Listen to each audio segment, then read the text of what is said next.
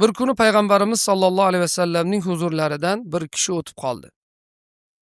Uni baquvvatligi va harakatchanligi sahobalarga juda ham yoqdi-da. Ular "Ya Rasululloh, mana shu kishi qani edi, shu mehnatini Alloh roziligi yo'lida qilganda edi" deyishdi.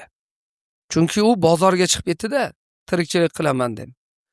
Sahobalar qani endi shu bozorga ketmasdan Alloh yo'lida shu kuch-quvvatini sarflaganda edi. Shunda payg'ambar alayhisalom shunday dedilar: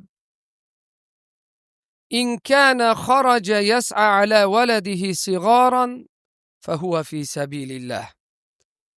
Agar mana shu chiqib ketgan kishi yosh farzandlarini boqish uchun chiqib ketgan bo'lsa, fa huwa fi sabilillah. U Allohning yo'lida dedilar.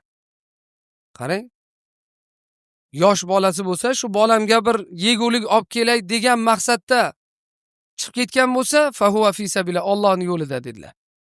Va in kharaja yas'a ala abawayni shaykhayni kabirayni fa huwa fi sabilillah. Agar uni keksayib qolgan ota-onasi bo'lsa, ana shu ota-onasini boqishlik uchun chiqqan bo'lsa, fa huwa fi sabilillah. U Allohning yo'lida u dedilar. Allohning yo'lida yurgan bilan barobar dedilar. Va in kana yas'a ala nafsihi ya'fiha fa huwa fi sabilillah. Agar u nafsini tamagirlikdan saqlash maqsadida, iffatini saqlash maqsadida tirikchilik uchun chiqqan bo'lsa, fa huwa fi sabilillah. U Allohning yo'lida dedilar. Va in kharaja riya'an va tafakhuran fa huwa fi sabilish shayton. Agar riyo uchun, faxrlanish uchun, odamlardan ajralib turishlik uchun tirikchilik qilaman deb chiqib ketgan bo'lsa, fa huwa fi sabilish shayton. U shaytonning yo'lida dedilar. Mana nima uchun tirikchilikda niyat muhim deyapmiz a? Niyatingiz bola chaqani boqish uchun bo'lsa, keksayib qolgan ota-onani boqishlik uchun bo'lsa, o'zingizni iffatingizni saqlash uchun bo'lsa, birovlardan tama qilmaslik uchun bo'lsa, u Alloh yo'lida dedilar har biriga payg'ambar alayhisalom.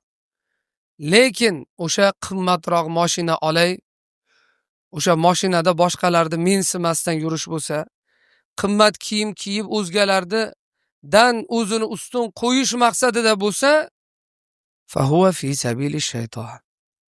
U shaytonning yo'lida dedilar.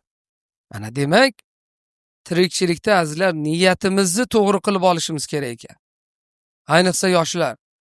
Bugun ko'pchilikni g'am tashvishi qisqa muddatda boy bo'lsa, qisqa muddatda hamma imkoniyatlar, sharoitlarga ega bo'lsa, halol haromni qizig'i yo'q.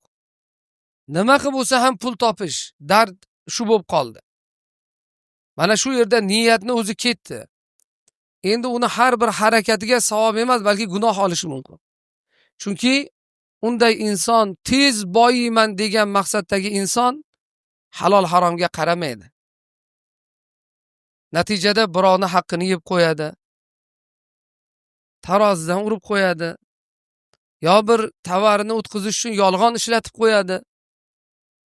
Qarasizki, haromni ishiga botib ketadi. Uni na bir amalida, tijoratda baraka bo'ladi, Alloh saqlasin, na bir qilgan shuncha sa'y harakatiga ajr savob oladi, balki gunohkor bo'ladi.